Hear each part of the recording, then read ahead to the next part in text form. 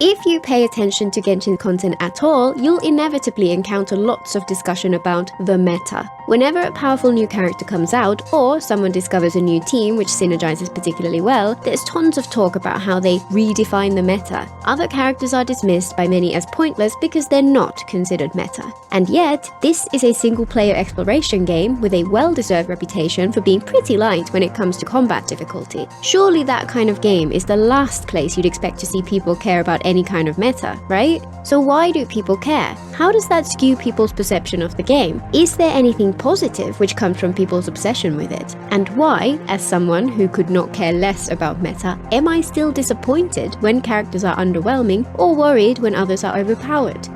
Before we look at the consequences, what does meta mean and why do people care? In gaming in general, a metagame is one level above merely finding a winning strategy. When players focus on meta, they don't only care about beating the game, they also care about which winning strategy is better. If there are a dozen ways to beat the game, but one of them is twice as efficient as all the others, then that is the meta strategy. The term metagame was actually coined in the tabletop RPG community, and interestingly, people who focus on the meta there are looked down upon. People play TTRPGs for the journey rather than the destination, so one person building their character to abuse the rules can ruin the experience for everyone. Thankfully, the consequences are rarely that severe elsewhere. Meta is particularly important in competitive games where anything which gives you an edge really does matter. As those games have become more popular over time, the importance of metagaming has become heavily embedded into many people's perspective on games in general. And many people bring this perspective to non-competitive games too. For example, speedrunning is a vibrant niche of the gaming community.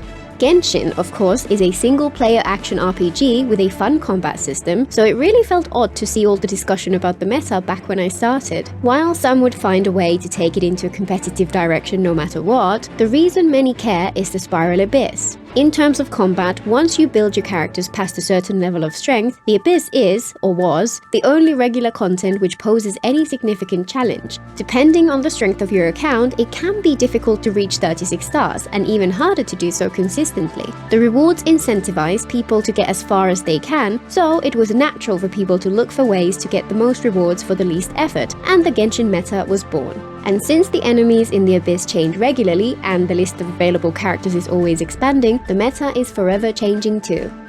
Before we get to its downsides, let's look at a couple of the positives that come from people focusing on meta in Genshin. One important point in its favor is that for some people, it gives the game purpose. There's very little difficult content in the game, and once your character strength passes a certain point, even that becomes fairly easy. And yet, once you've completed the one-time content, the only gameplay loop which remains is building characters. For many, the reason they keep coming back is that they enjoy chasing ever more powerful builds, finding more powerful teams, and doing whatever they can to make the big numbers go up. For people who enjoy it, the meta is a somewhat objective way to measure their progress, and its constant shifting as the enemies in the Abyss change can give them the incentive they need to keep going.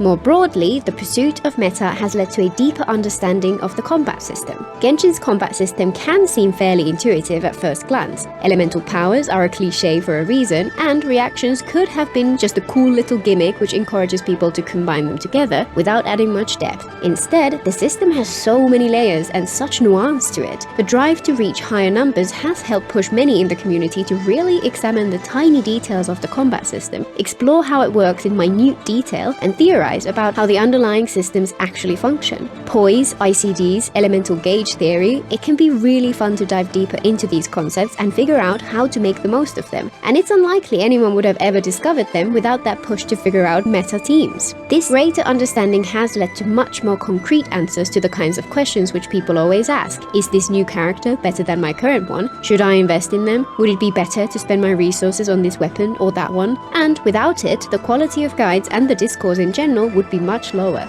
There are some other places where there are arguments that meta has had a benefit. For example, discussions around meta are definitely a consistent factor that fosters community engagement, but those discussions aren't always a net positive. Or take content clear time efficiency. A focus on meta has indeed reduced the amount of time people have to spend doing things in the game and increased their efficiency in getting the maximum rewards per minute of playtime. But I'd argue there's a cost to that too, since it means that what little content still exists for endgame players is crammed into even smaller chunks of time. In contrast, purpose and understanding are both inarguable positives that anyone can get behind. So what about the downsides? Many people put a lot of emphasis on the meta, and it's easy for people to get swept up in the meta-analysis, especially newer players who are still struggling to understand the basics. People often wildly exaggerate about new characters in both directions. Some people then feel that it's only worth using the overpowered ones, even if they don't particularly like the gameplay all that much, and they don't even bother trying the characters who are considered non-meta. I've talked to many people who do this and then say they're bored by the lack of variety in Genshin's characters.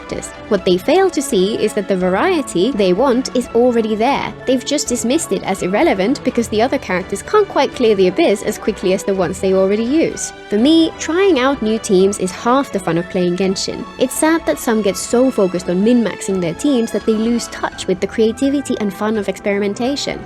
It's a sad fact of life that when people perceive that something is better than another thing in some way, they can start to look down upon those who still prefer the worse option. While only a subset of the meta-focused community feel this way, it's not uncommon to see people talk down to those who would prefer to play their favorites, even when they're not the strongest, and talk to them as if they're bad or unskilled because of their preferences. It's particularly sad to see this when someone new to the game shares that they are having fun playing some odd mix of characters which works for them, and someone comes in and makes them feel like an idiot for playing the game wrong. That kind of behavior turns people away from the community or even makes them drop the game completely. This can be even worse for those who really like a specific character and then find out that their favorite is considered awful. Thankfully, the Genshin community is large enough that most characters do have vocal people who main them, who are happy to help people figure out how to make the most of them, but it's sad that many people will be turned off from the community before finding those niches which celebrate their favorites.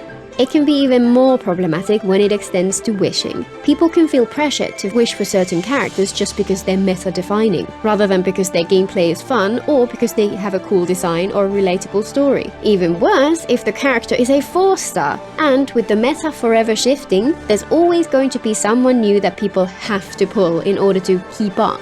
And if it turns out that they don't like the gameplay or they really dislike the character for some other reason, then they feel like they've been robbed of the enjoyment their primogems should have given them. There's a pretty clear path from there to burnout, especially for free-to-play players who have much more limited resources.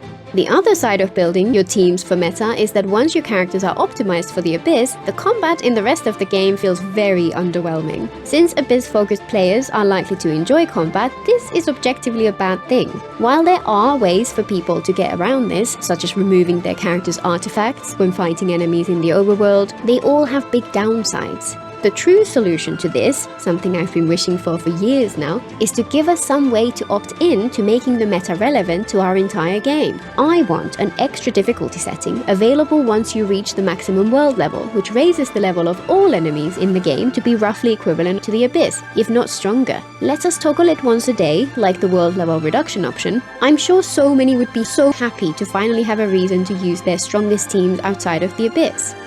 Despite all of this, many people, myself included, feel that the meta is largely irrelevant to them, even if they complete the Abyss regularly. One reason many feel this way is that even the Abyss isn't that hard if your account has been around for long enough. With a good enough build, even non-meta characters can be used to 36-star, so people who want to stick to their absolute favorites are often able to do so. Some would argue that this is because of people playing that character in a meta way, by picking an efficient build for them and so on, but the main focus of the meta community is on finding the most powerful character combinations, so that feels like a different approach to me. Another reason is that in the grand scheme of things, getting 36 stars every time is actually kinda pointless. Clearing up to floor 11 is much more achievable with substandard teams and builds, and yet it provides the vast majority of the primogems. If you can consistently aim for 33 stars, you miss out on only 100 primogems per month, which isn't even 10 wish per year. Every little does help for free-to-play accounts, but for many, the rewards do not justify the effort. And to be clear, I'm saying this as somebody who has 36 starred the Abyss every time since the middle of version 2.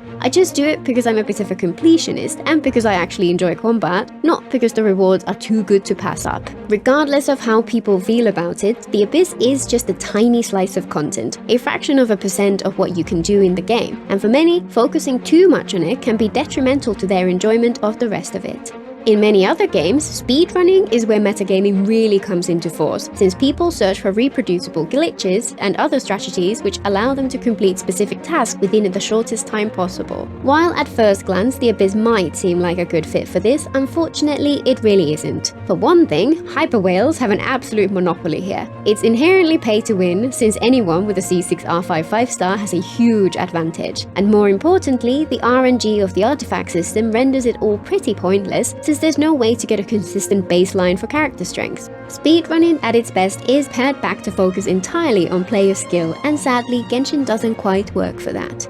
The introduction of the Imaginarium theater was also very interesting from a meta perspective, since it has such different expectations. The Abyss strongly rewards vertical investment into a small number of particularly powerful characters who can then be used to steamroll the content as quickly as possible. The theater, in contrast, requires horizontal investment into a wider variety of characters and rewards improvisation and skill in using teams with poor synergy. In many ways, it doesn't change the meta itself. Characters and teams have the same advantages and disadvantages after all, and instead it encourages people to invest outside of the meta. While many dislike it, and it certainly has its flaws, I personally enjoy it a lot and feel that moving away from rewarding vertical investment is a positive direction overall for the health of the game.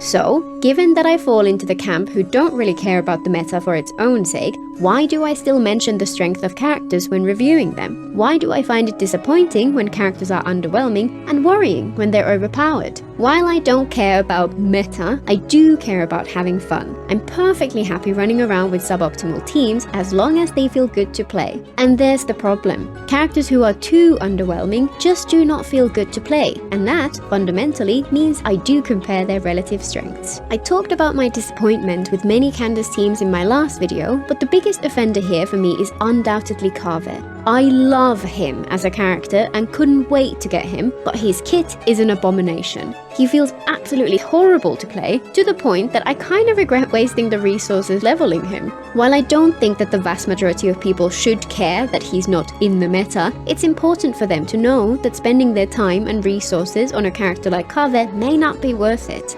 And on the other end of the spectrum, I do care when characters noticeably move the goalposts, and particularly when the community is excited that they're doing so. Just look at the reaction to xilonen. She's already a great character at C0, but her C2 is so powerful that it redefines the meta once more. So many people are hyping her up, encouraging people to pull for her, and almost assuming that everyone will get that C2, since why wouldn't they? Compare that to the reaction to Sigewinne or Chiori when they released. Obviously, the game can't stand completely still, or there would be too little incentive for people to keep spending, and the economics of it would just break down. It's just a question of how Hoyo manages it. Over time, the maximum damage potential of the top teams has slowly increased. To combat this, Hoyo has increased the HP of the enemies in the Abyss. For people who keep getting the newer characters, the Abyss difficulty stays roughly the same, but for people who don't, it slowly becomes harder. And again, 100 primos per month is barely worth considering. The reason it bothers me is that what used to make the Abyss fun for me is finding teams which use non-meta characters which are strong enough to beat it. As enemy HP inflation continues, those teams will inevitably become a thing of the past, and my enjoyment of the Abyss will fade away with them. It must be a real temptation for them to start cranking up the dial, and unfortunately, meta discussion does feed into that. The pursuit of Genshin's meta has undoubtedly had some huge positive effects on the community at large, but it also has its downsides. In the end, the important thing is to enjoy the parts of the game that you enjoy, and remember that others will prefer different things. Someone else enjoying a character you dislike, or vice versa, isn't a personal attack on you. And for me, personally, it doesn't really matter.